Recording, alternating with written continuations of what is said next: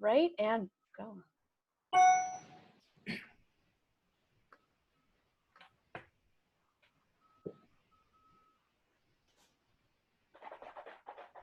Steve, how's set up where you are? Similar, pretty light, very small clusters. I think we're looking at like 50, 60 gram finished clusters. Wow. Some stuff is sort of just sub 2 ton, I think. And then I've got a bunch of stuff that's about, in the 2 to 2.25 range. So pretty light, but not tragic light. So, some of the clusters, I swear, have like 12 berries on them. Yeah. I mean, it's crazy looking. All right, we've got a fair amount of people joining us, so let's get started. Thanks, everyone. Welcome to Preview Week for Willamette, the Pinot Noir auction. The wines featured in this tasting series are small lot bottlings for our exclusive trade auction. Contact Emily at the WBWA, and I'll put her email address in the chat if you don't know about the auction and you'd like to learn more. For this year's auction, we're pleased to announce a charitable partnership with the James Beard Foundation's Food and Beverage Investment Fund for Black and Indigenous Americans as part of their Open for Good campaign. All funds raised on auction lots beyond the opening bids, as well as through the Paddle Raise pledge, will go to their investment fund, and I'll drop a link in the chat as well for that. I also want to take a moment to thank our auction sponsors for their ongoing support. And now I'd like to introduce today's featured panelists. Representing Lot 27, Stephen Goff of Clemens. Representing Lot 28, Ben Casteel of Bethel Heights. Representing Lot 29, Nate Klostermann of Argyle. Representing Lot 30, Larry Stone of Lingua Franca. And representing Lot 31, André Mack of Maison Noir. And now I'll kick it off to our host, Jessica Endsworth of Northwest Wine Company. Jessica, they're all yours. Thank you, Miss Julia. Hi, everybody. Welcome to the 5th annual Willamette Pinot Noir auction. A little different than we've done it in the past. We normally hold this auction, the first weekend of April, and we have switched over to this new format, so it's new to us, but I think it is definitely within our Oregon spirit of camaraderie and community that we're able to come together and present this incredible vintage to you. And some of you are tuning into multiple sessions, and we really appreciate that. So we'll try and make everyone kind of unique and different and exciting. Julia's going to share some links and whatnot if you need to follow along. We'll do our presentation sort of in lot order, and then we're going to take lots of questions and answer any of those and let you get to know these winemakers and these wines that we're featuring today for the auction that's going to be next week. So with no further ado, hi everybody, how are you today? Good morning, afternoonish. Morning. Morning. Morning. Morning. I think everybody's joining us today from Oregon with the exception of André, who's in New York. Hi, André. Hey, bud. So I thought we would start off and really talk about your specific lots and what you prepared. These are essentially micro lots, small production, rare, one-of-a-kind wines that are made only for the auction. And I thought we would talk a little bit about what you've all prepared for this and a little bit about the vintage, and then we'll turn it over to some Q&A. So we're going to go in lot order. We're going to start off with our friend Stephen from Clemens, lot number 27. It's a 5-case lot called The Pursuit from the Chehalem Mountains, which is the one Chehalem Mountain producer in this. Everyone else's lots are from Yola Amity, which is kind of interesting, the way it shook out. So Stephen, would you tell us about your lot, please? Absolutely. So in the past, we did something a little different this year. In previous years at the auction, we were highlighting single vineyard blocks. And we did that because it's just something that we don't do in our regular lineup. But the nature of the 2018 vintage and the way things shook out, we just really felt lent itself to blending. And so that's what we chose to do. And the name was conceived by owner Joe Stark, The Pursuit. Joe is a proud native Oregonian and one who firmly believes that the Willamette Valley and Oregon and wines in general, speak for themselves and stand on their own 2 feet. A lot of hard work has gone into getting Oregon to this place where it is recognized on the world stage. And yet at the same time, it's sort of our belief that you have to go out and prove it every year. And so the pursuit is in a certain way, maybe our mantra of how we approach things here and every year. This is a blend of 4 different blocks, and as such, 4 different clones: 777, 667, some Pommard, and a touch of 115. Again, all from the estate vineyard here at Clemens. It's a very, it's probably the vintage as a whole for us here is it probably made some of the most structured wines I've ever produced here to date in the 12 years I've been on this project. And I think that's a culmination of a few things. I mean, it was certainly a warm growing season, but also of the culmination of 5 dry growing seasons in a row. And so the tannin profile of the wine is a little more robust, but thankfully there's also just a ton of dark fruit to hang over that underlying structure. And so the wine has a lot of depth. I think it's gonna it bodes well for ageability. And it's still a baby, obviously, but coming together even a little faster than I thought it was going to, but drinking well and with better things to come. That's excellent. Stephen, this looks like the winery was started in 2005. Where does the name Clemens come from? Who's it named after? Clemens is named after one of our owners' mother. So Vicky Stark, along with her husband Joe, founded the winery and named it for Vicky's mom, Colene Clemens. Awesome. There's a lot of homage in our industry, and it's good to have that feedback. Thank you, Stephen. We're going to move over to Mr. Ben Casteel, native Oregonian, grew up in the vineyard from Bethel Heights. A winery started in 1984. Ben, would you tell us about your lot, number 28, 5K slot, Off With Their Heads, please? Sure. Hi, everybody. The name obviously comes from Alice's Adventures in Wonderland. It was Pat's idea. I won't take credit for it. It comes from a grafted lot. So we, in 2001, like a lot of people in our industry, they sort of looked at the 108 clone of Chardonnay, hard time ripening, high yielding. So obviously at the time, it wasn't really well suited, or at least the view was, it wasn't well suited for our growing season. And so they decided to top work it. So our lot is actually the clone 777 grafted on top of own-rooted 108 Chardonnay, hence the name, Off With Their Heads. Usually when they do a graft, they come through with chainsaws, and then they do the graft. It's hard to see and it's hard to take pictures because they won't let you. It's the process is very proprietary. And in this case, it was done in very visceral fashion. I mean, the vines are big, they're that big around, so you can see where they actually cut the thing with a chainsaw and then put the graft on top. Huh? Just beheading them. Yes. When I started here in 2005, and Steve, I got to admit, it's crazy that you've been at Clemens now for 12 years. It does not seem like 12 years ago. So when I started here in 2005, honestly, the block was not performing the way that we wanted it to, depending on the season.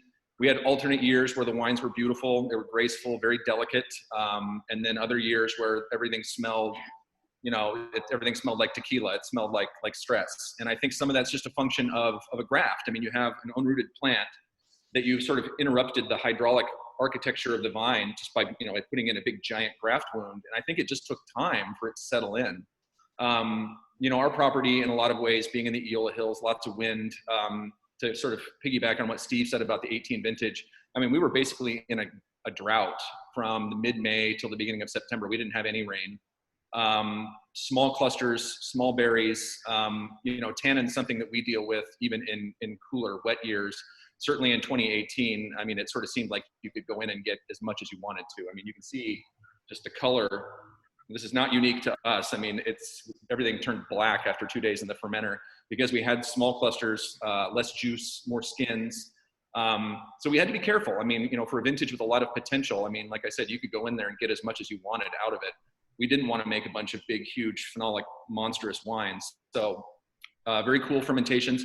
And we're fortunate that for whatever reason, this little part of our property does not put on structure. I mean, there's parts of our property, I feel like if I look at them wrong, they get tannic. Whereas in this case, I feel like I could, jump up and down on this thing all day long and we would never put on any. It ends up being one of the more sort of naturally balanced wines in our portfolio, which had somebody said that to me, 15 years ago, I would have laughed out loud, but it has sort of grown into itself. So yeah, just a little micro blend from inside that block. Excellent. Thank you so much, Ben. Our next, Nate, you're up next. Lot number 29, 5-case lot, soul stirring from Argyle, also from the Yola Amity. Would you talk a little bit about your lot and if you did anything extra special with this wine? Tell us about your wine. Yeah, so as these guys were mentioning, 18 big structure, lots of potential for just real powerful wines. And so for us, we're working with 3 different vineyards, one in the Dundee Hills, 2 in the Eola Amity.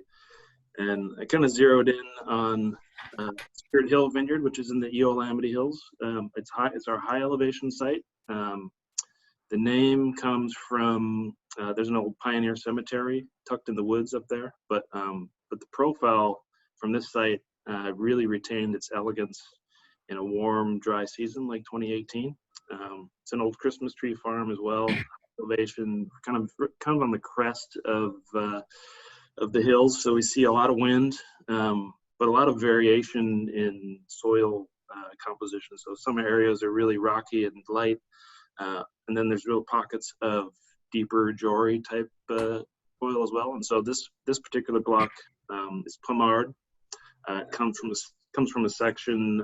It was the first Pinot planting at the site in 2010 in the deeper Jory soils, and so I think that helped retain a bit of the elegance and purity in a more challenging vintage like 18. And then the other thing, just kind of working in to maintain freshness and elegance, we worked in about 50% whole cluster into this bottle in as well. So I think that brings a bit more lift and vibrance with that concentrated fruit and power of a vintage like 18. Nate, how would you describe the flavor profile and the mouthfeel of this wine to someone who's waiting to taste it, who's anticipating tasting it? How would you describe this wine? Yeah, definitely in the more savory and darker realms. We don't get a whole lot of red fruit character at Spirit Hill. It's often kind of darker berries and spice driven, and definitely more savory in a vintage like 18. 16 and 18 have been definitely moving past fruit character and just into more of those kind of animal and savory type textures, but with real understated kind of elegance in the palate to play along with that. So I like that I like that interplay of the two. Excellent. I think, Yola has such that power, those tertiary flavors, those savory flavors really come through in a lot of the wines. And thank you for that description for sure. Mr. Larry Stone, lot number 35, case lot La Bomba from Yola Amity. Mr. Stone, would you please tell us about your wine, please?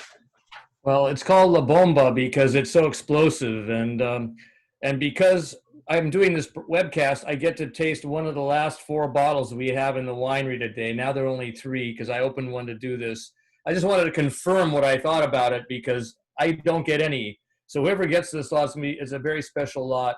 It's comprised of the best parts of the vineyard put together in a way that is rich and explosive on the palate. It has it's dense mouthfilling, but it's not astringent. The tannins are big mouthfilling, round tannins, very evolved, which, as people have mentioned, in a year like this, we had a drought. We didn't have much rain. We had very little cloud cover, so it was very dry. And because our vineyards, like Ben's, are facing directly east, ours are all east facing pretty much. His have some other exposure, but we get the maximum sunlight. So when it's ripe, you still get this beautiful evolution of flavor. And if you if you can see the color here, it looks like Cabernet almost in this, you can't really see, but it is very dense. It's very dark.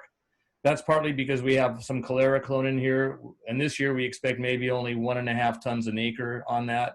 And we hope we get 1.5 tons an acre, let's put it that way.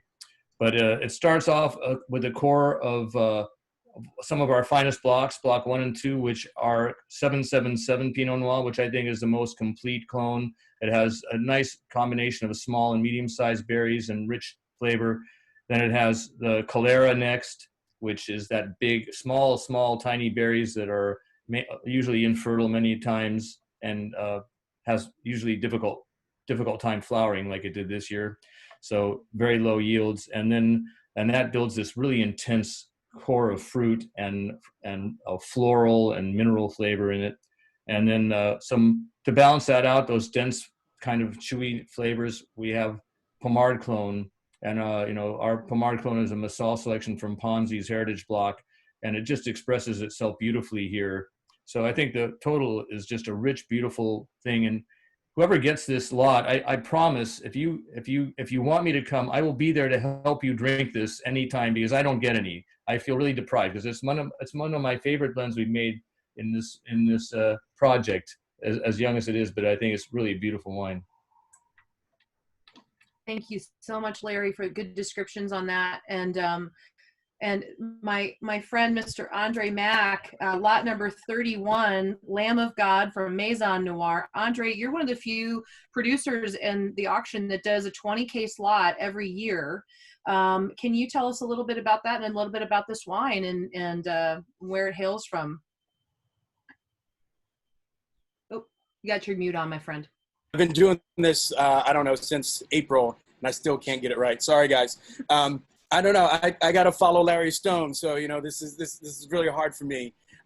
We do a 20 case lot because I thought that's the only choice we had. Like, no one gave me a choice of making anything smaller, so I was like, oh, 20 cases, yeah, that's roughly a barrel, I guess. Like, so yeah, sure, yeah, I'm all in. And then comes to find out, every time I go to the auction, everybody else does 5 cases. And it really comes down to signing the labels. You know what I mean? I dread that day. Like, it's like it takes most of the day to sign all the labels. And all you guys who are making 5 cases, it's like, you're done. You can go on with it.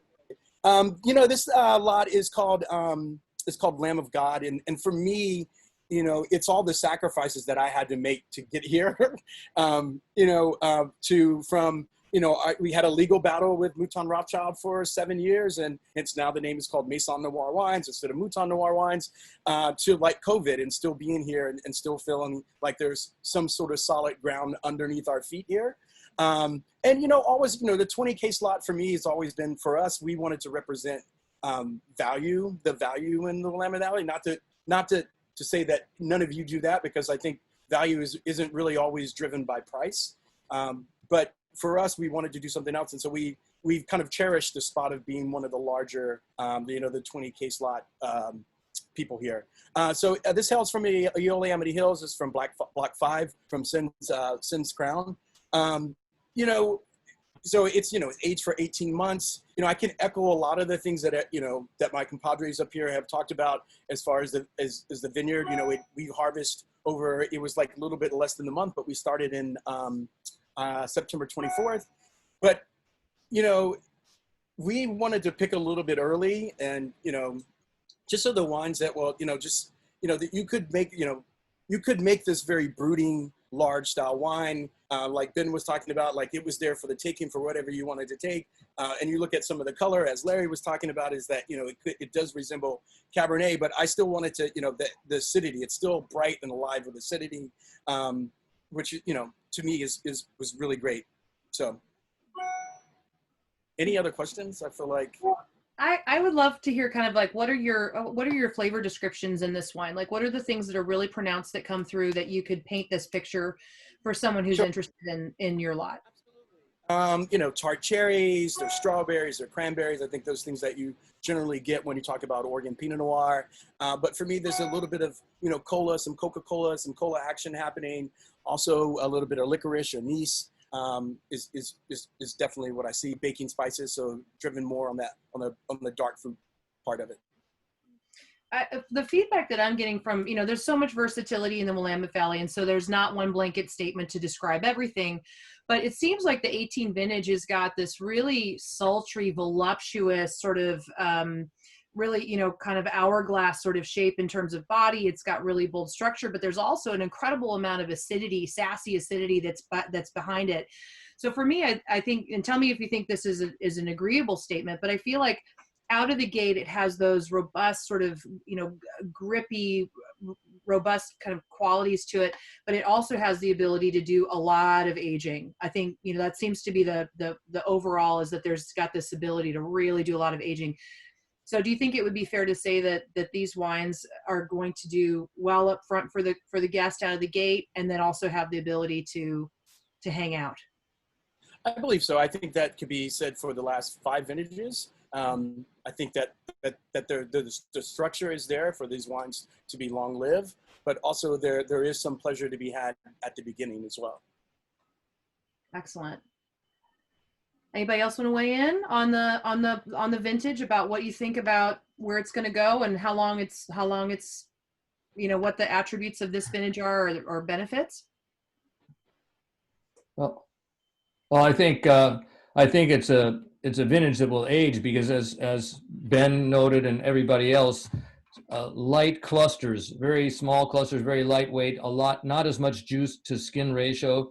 So the challenge was to make wines that were elegant and had great acidity, but not being overly tannic, because the potential was there in almost every sub-AVA Willamette Valley to make very tannic wines that never would age beautifully. They would just be tough their whole lives. But instead, we see a great deal of success with managing the tannins, because everyone was very obviously aware of the situation when they harvested, and the weights were so light compared to the amount of berries they had. So I think all of us have beautifully fresh wines that are dense and different kinds of flavor profiles depending on where we're grown, and how we handle it in the cellar. But we see balance in these wines. It's not really totally out of balance. And I think, of course, what we're presenting at auction, we're going to present some of our best wines, and I don't think anyone will see any wines that are overly tannic. But as a result, even if they're not too tannic, there's a lot of material here for aging, a lot of dense flavors, intense flavors that will age beautifully and mellow. I mean, even though they're lovely to drink now, but you might need to have it with cheese or with lamb or something like that. Duck. I love duck with all Pinots. So, but you don't want to just quaff it right now. I mean, many of these wines could be aged, and I think it would pay whoever buys these to keep some bottles or cases for the future. Just 5 years, let's say, and then go back to it for 3, 4, 5 years, and then maybe 10 years. In 10 years, they'll be beautiful and at their peak. Thank you, Larry. We have a really robust group of people that have signed on to this seminar because of this excitement about these lots specifically. I know we're going to have a lot of really good questions. So why don't we maybe pivot over to Julia and see if there is there some questions from the audience that we can start with? You're muted, my love. Sorry about that. We had a bunch of really good wins in registration, actually. And folks, if you have questions at any time, just drop them in the Q&A or the chat. But to start out, this person was asking as an independent retailer, but I think we could expand this into other channels. They asked, what is our role in helping spread the gospel of Pinot? What would you ask of our independent retailers, of our other trade partners? What do you think is the best way for them to spread that message? Why don't we give that one? Why don't we start off with Ben? Why don't we start off with that with Ben? Well, I think, for Oregon in general, I won't just keep it to the Valley, but for the whole state, I mean, all the big states are out west, but we make 2% of the wine made in North America. I mean, California accounts for 80% of it. We are a little tiny speck on the rind of the wine world. And so I think just, spreading, the message of small quality driven producers. I mean, even our big producers in the state are tiny compared to other parts of the world. And it's been a mantra that my father and my uncle talked about all the time at Bethel Heights, and we've sort of tried to keep it going. Is you keep it small, you keep it precious, you keep it quality focused. We don't need the wines to go everywhere. We just need them to go in the right places. And I think for retail partners and for restaurant partners, I think, that's an important message to send. I mean, these are wines with a story. They're not, manufactured. They're not designed to have you put your thumb over the label part with the vintage, because it doesn't matter, because it always tastes the same. I think there's anything wrong with that, but I think for what we're doing in Oregon, small and special is sort of, I think, what we do the best. And I want to send that over to Nate as well. Nate, since you have such a robust amount of, Pinot Noir absolutely, but also in sparkling, how do you translate that message in terms of the wines that Argyle offers as well? Yeah, I think vintage variation is a very unique thing still for the Willamette. And in Oregon, each vintage can tell its own story, whether that's, most people know that with still wine, but for us, we don't do any non-vintage bottlings. We're bottling vintage sparkling wine year in and year out. And you can have it's on a more subtle level and subtle scale in terms of style, but that can be attributed to sparkling as well. But yeah, place and the vintage and the people, it's a very small community here and tight knit. And yeah, it's I love that each wine has a couple degrees of separation from everybody else and vintage, and you can think back to previous years and family and everything. Thank you, Nate. And Stephen, I'd love for you to touch base on that as well in terms of, Colene Clemens, what's the production at Colene Clemens, and how do you take that into the market as well as a very smaller producer? We are a small producer. We have grown. We're getting close to hitting we've planted out the property, which is 62 acres planted. So eventually that, should top us out somewhere around 10, maybe 11,000 cases. And of course, we receive visitors here at the winery. We're a little bit off the beaten path, but worth the trip, absolutely. Some of the best views we have here at the winery, straight out to the Coast Range and just down into our own little nook in the valley right across the street in the Chehalem Mountains, but right across the street from Ribbon Ridge. So we actually do sell a surprising amount of wine right out the door here, but we are in about 20 different markets. And so we're out there, trying to find homes, trying to place these wines.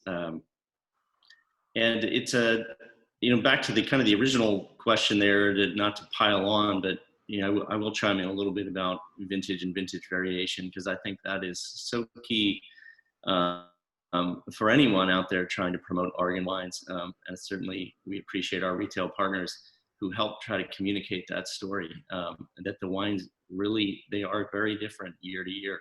And I think that is something that a lot of consumers, it takes them initially a little, it's just perhaps a little less familiar to them. But once they sort of catch on to it, I think a lot of them, it's something that they really embrace and look forward to. And we run the gamut. We'll have wines that are quite big and fleshy in some years and approachable, and others that demand a little patience. Certainly the cooler years, I think, oftentimes aren't necessarily the most impressive wines out of the gate, and yet what they develop into, to me, are generally usually the prettiest and my favorite wines. But communicating that to people and getting them to understand that you drink these now and you hold on to these for later is just an important part of it.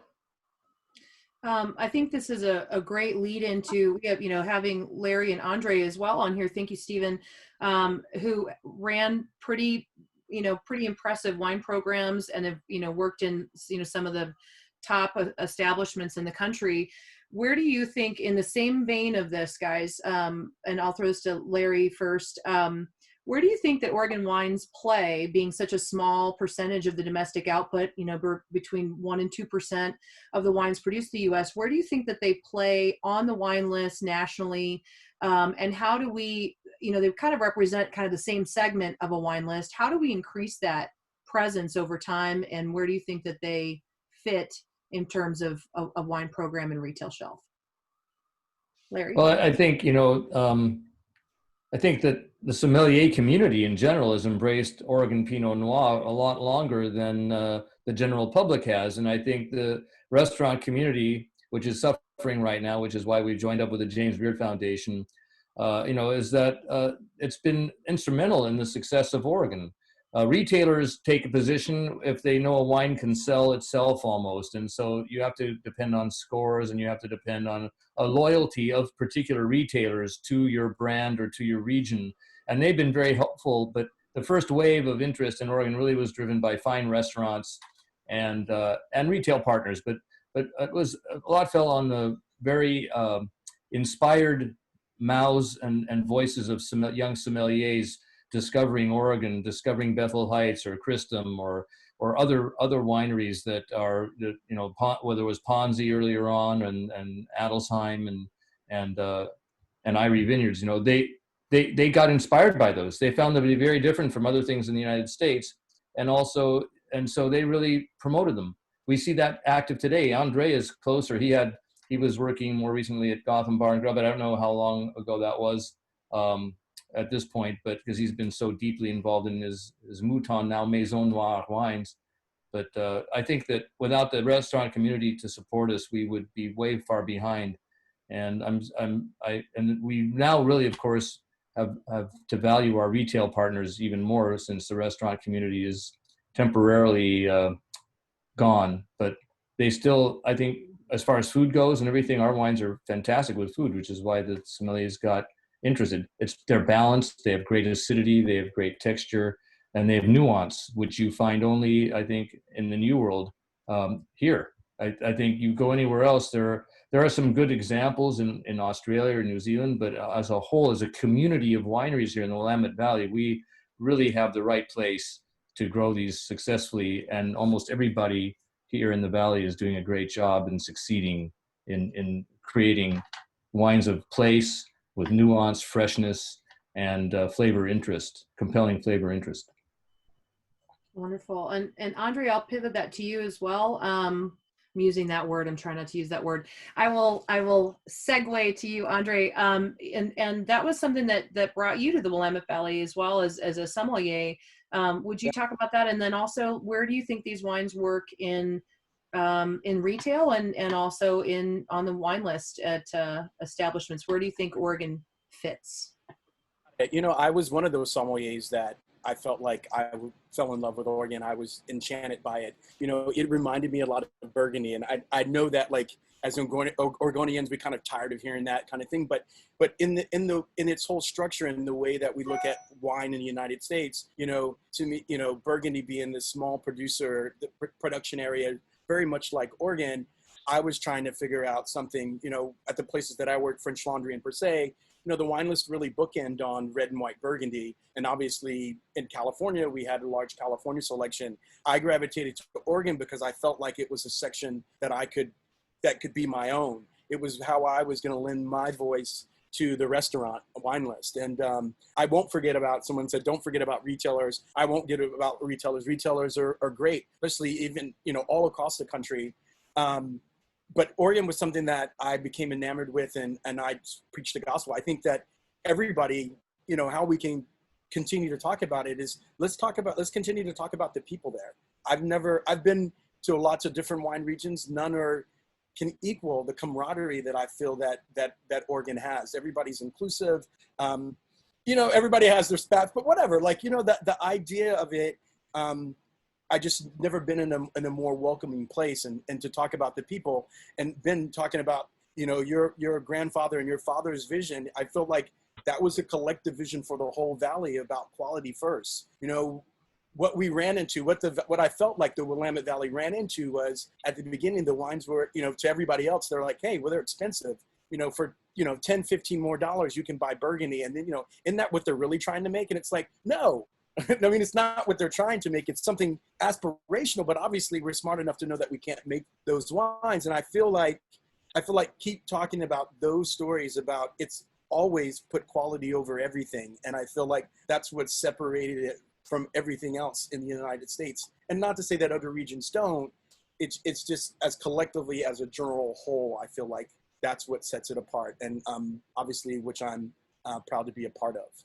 All right, is there something else that I leave out? Something else? Maybe I. Well, I think the other part of that is how do we increase those? How do we encourage the increasing of those placements nationally? I mean, where do you think that falls in? That might be kind of this is kind of a tough question, but you know, how do we increase some of that presence on the wine list and on the shelf?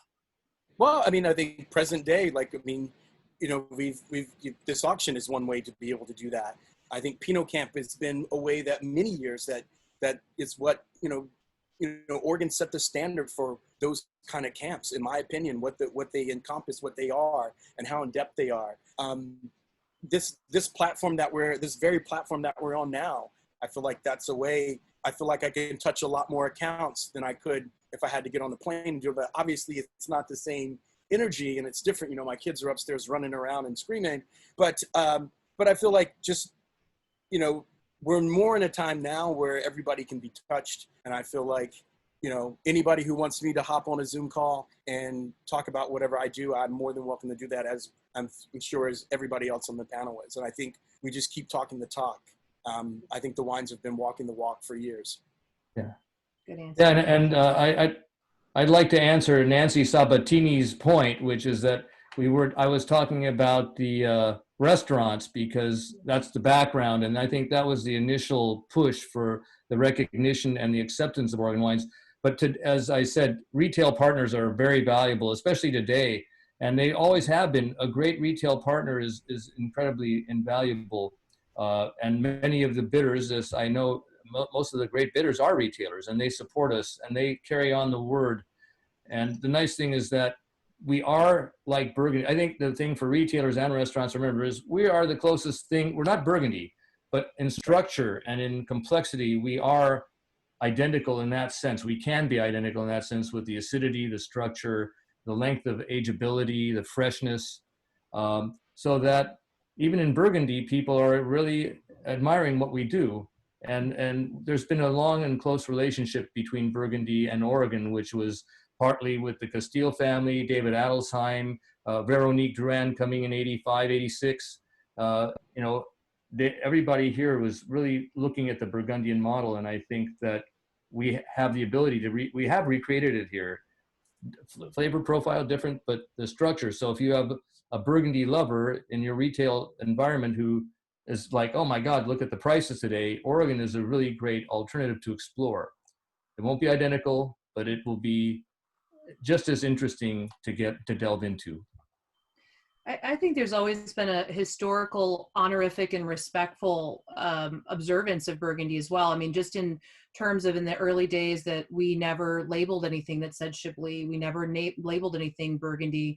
And I think that went miles and miles with Burgundy in terms of them eventually giving us a lot of material, clonal material, plant material that we now use today. And I think we've always had a very synergistic, very respectful relationship that I think also applies where you have the International Pinot Noir celebration, where we're hosting people from all over the world that are Pinot Noir producers. And I think it's always been a very fantastic framework of saying we respect and we do something different. And there's a lot of admiration, I think, on both sides, and a lot of that interest.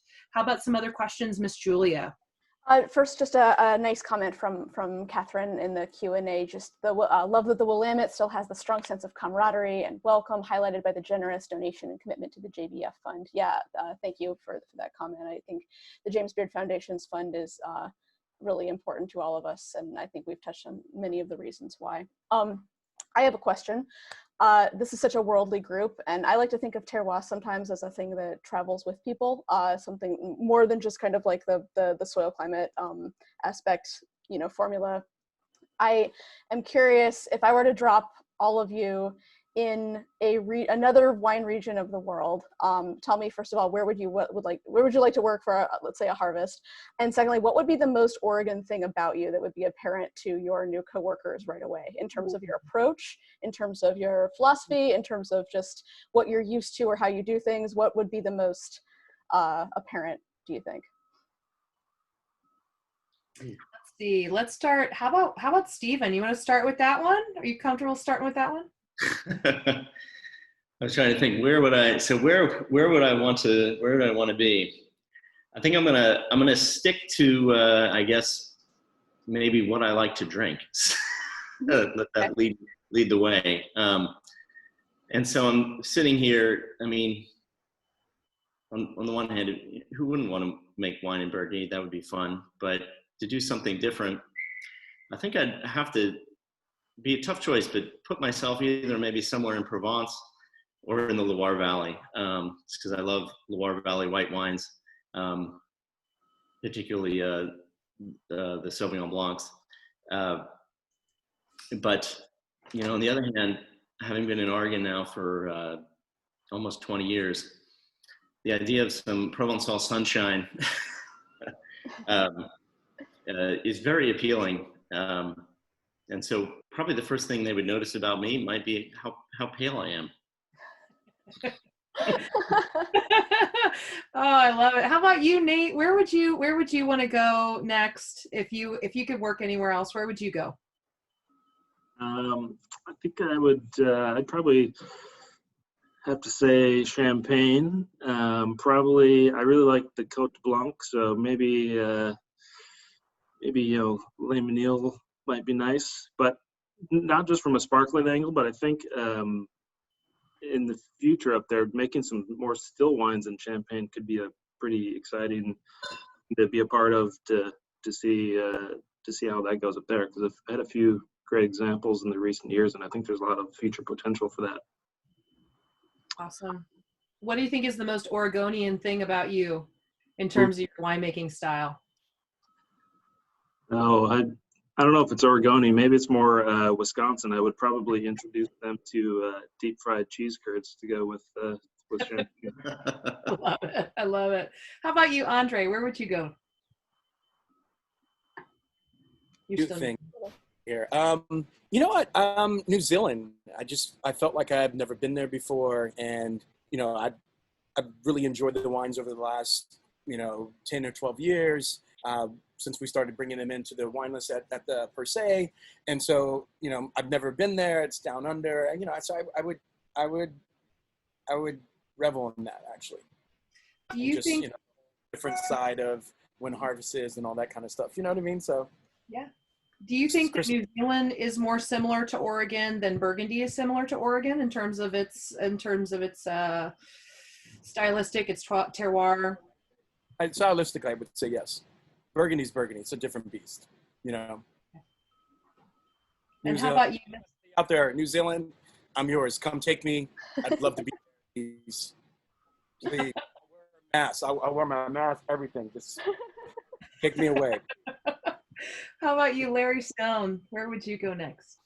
Oh, I'll be boring. I would go to Burgundy because I've never done a harvest in Burgundy. I've been there 4 harvests as a sommelier observing, and I've tasted in cellars in Burgundy a lot. And my partners in Lingua Franca are from Burgundy.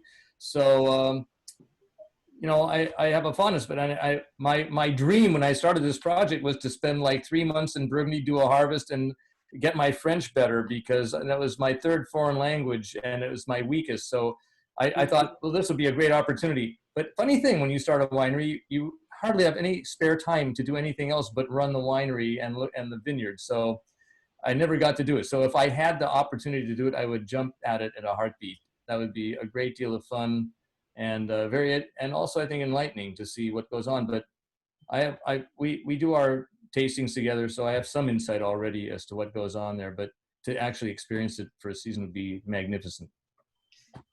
Are there any techniques that you've developed, Larry, in winemaking in Oregon that makes you that you think that you've developed that you didn't think you would develop before? Well, I think that the things that have changed from what I was doing, because I'm from Seattle, I'm from the Northwest. I was a pioneer and buyer of Oregon wines in the early 70s, and so I got to know all the legendary pioneers of the industry at that time in the mid 70s and early 80s. But I think in California, that's where I made wine for a good number of years. I was responsible for winemaking in California. And what I really learned here in Oregon was because of the seasonal closeness to Burgundy, we harvest and pick with about the same kind of lag period, the same kind of timing between bloom and veraison and harvest. It's almost identical to Burgundy because our sunlight, it's basically our sunlight where we are on the globe. It's so similar. And because I had a team that was basically, I wanted to see what a team for Burgundy would do with terroir in Oregon, and not change it to make it Oregonian, just to deal with the vineyard the way they would in Burgundy. I found that they pick a lot on acid. That was the major thing that was kind of a revelation to me. They didn't pick on sugar. They said sugar is irrelevant. What you want to see is where the acid changes, because you don't want to acidify, you don't want to alter the fruit that much. You may have to make some adjustments sometime, but you want to limit it as much as possible. And absolutely under no conditions could Chardonnay be acidified or altered. So it's all the acid is natural. And it was so much earlier than anyone, even in Oregon, when we started in 2007 with Evening Land, that when I actually experienced that with my own vineyards and our own fruit, it was very different, just completely different from what people learn. And when my friends ask me, when do we pick? I say, well, we're picking now. They say, what's the brix? I go, that's irrelevant. We don't care what the brix is. And if I tell them, they're shocked. They think it's not ripe enough. We don't seem to have a problem with ripeness. So at lower sugars, because of all the sunlight, it's very similar. I think we're more similar to Burgundy in many ways than many people realize. Very good. Yeah, that's good. How about you, Ben? Born in a vineyard almost. Ben Casteel, what do you think? If I could work one other place, I was lucky enough. I did get to work a harvest in Burgundy long ago in 1999, and I lived there for a while. My cousin and I and my father and my uncle all took a trip to Alsace in 2011, and it was right around Christmas time. And you want to talk about a place that takes Christmas like really, really, really seriously. The Alsatians take Christmas very seriously. They, whole towns shut down. It was like you were in a fairy tale, and I loved it. And I make a lot of red wine for my job. I taste a lot of red wine, and so most of what I drink at home, admittedly, is white wine.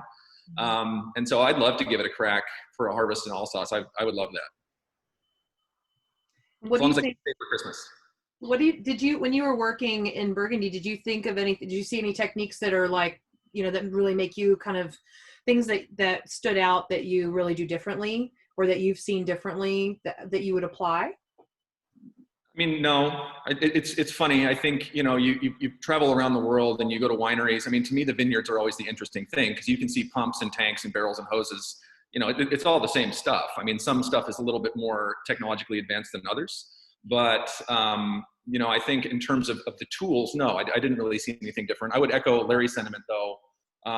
One of the things that I sort of brought back with me is how early they were picking Chardonnay compared to what I was sort of accustomed to. I think in Oregon, I think this is fair to say, and you guys can correct me if I'm way off base here, but at least at Bethel Heights, Chardonnay was usually picked after all the Pinot was picked. It was, they brought in the red grapes first, and then the white grapes followed. And then I came back and started working at Bethel Heights in 2005 and started picking Chardonnay at 21.5 brix, and almost gave my poor father and uncle a heart attack. Just because, I would echo Larry's point. It was so much more. My boss in Burgundy, she said, Ben, you can't taste the grapes and think about it that way. The skins and the seeds, we're going to squeeze all of the juice out, and we are going to throw it all away.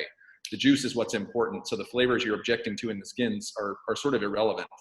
But other than that, like I said, I think that the place is important. You guys were talking about corollaries between New Zealand and Oregon and Burgundy. In New Zealand, they planted on every little bit of limestone they could find. In Burgundy, obviously, limestone's not the first thing they say, it's either the second or third. You had, felonious New Zealanders who jumped over walls in Burgundy and took very famous cuttings and went and put the exact same genetic material on limestone in New Zealand. And one thing is not the other thing. They're each very, very different, despite, having those two fairly important things in common. Excellent. Not to call anybody felons.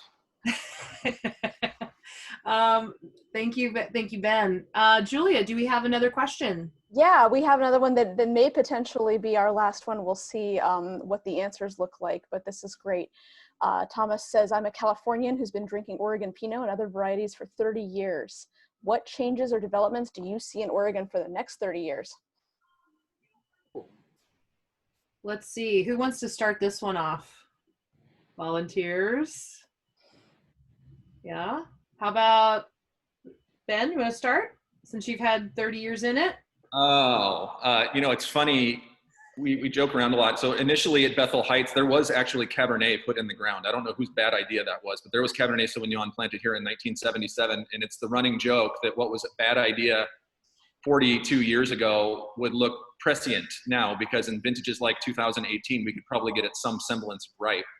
And so I think, the sort of next steps for us, assuming we're not all going to move to Canada and start making Pinot, is I think, there does need to be some sort of forward thinking in terms of putting vines in the ground now that will look like a good idea in 30 years, despite the fact that it might look like a terrible one for 15. It's the hard thing about the wine industry, and it's why I think, older industries, the sort of super nulls of the wine world can exist, just because, they had a whole generation of people who were right on that margin of viticulture, of getting things as ripe as they were able to versus as ripe as they wanted to for a long time. And it benefited second and third and fourth generations and on and on and on. All of that struggle early on ended up paying off, but it's the hard thing now, to put things in the ground that, that I know probably aren't going to get ripe for 10 or 15 years, but, hopefully somebody's kids someday say that, oh, that was a really good idea. I'm glad he did that. Excellent. How about André? Do you want to weigh in on that too? Kind of what your thoughts are? I think just winemaking in general. I think a lot of the winemaking that happens inside the winery will move out to the vineyard. So as we start to talk more about indigenous yeast and all those things, open top fermenters and those things like in the vineyard. So I think just maybe a little bit of shift in that way. I definitely echo what Ben's saying is like, I have no idea what the earth is going to look like in 30 years in the sense of its temperature and all those things. Just from my own knowledge of like being here in 07 and thinking about harvest starting around October 10th or the 15th, and now it's starting, in September, third week of September, the world is definitely heating up. So maybe Cabernet is the answer, but I think a lot of those things will shift. I've seen some of that style of where things will shift more to being in the vineyard and kind of being left to its own accord. Thank you, André. How about Nate? I mean, do you feel like you're gonna be pivoting to new varietals or higher elevation or changing rootstocks based on some about climate change, or where do you see the future? I think those are all in play in the discussion. I think some of the more marginal areas, maybe getting into the coast range a bit more, which is cooler and later ripening, we might see some more people drifting into those areas. And then even there hasn't been spoken of much, but even in the foothills of the Cascades, maybe there'd be some interesting stuff out there eventually. So I think the combination of climate change and I would say getting into more exploratory land that might be a little more affordable for people to give it a go could potentially see some of that. Excellent. How about you, Stephen? Do you want to weigh in as well? Yeah, I guess I'm going to be, I'm a little more optimistic about climate. I'm certainly not a climate change denier. But, I even look at, despite some of the warm, vintages that we're talking about even recently, you can just look to last year, which was when I came up to the Valley in 01, last year, it was more reminded me of what I always have thought of as an Oregon vintage. And I think this year as well, we're tracking very similarly to, what would be, a classic Oregon vintage, starting picking in later September and into October.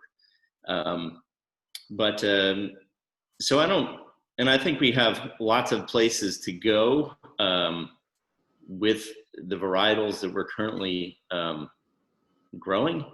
And it's interesting to see some of the things going on now. And now you see people planting up at 1,000 feet, which was, 20, 30 years ago was around here was unheard of. I mean, even 800 was considered sketchy. So, whether it's further out to the coast or higher elevation, I mean, most of this valley, quite frankly, lies between about 300, that is planted currently. It's probably mostly all between 300 and 800 feet. Mm-hmm. So there's a lot, I think there's a lot of potential from that perspective. And I think the level of, it's not just the climate though, I think just the level of viticulture and, and choosing certain rootstocks and things like that are making some of these places more viable that were, once considered just not plantable.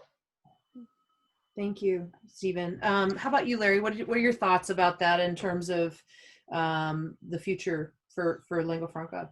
And for the Well, we actually we're exploring other things, other ideas.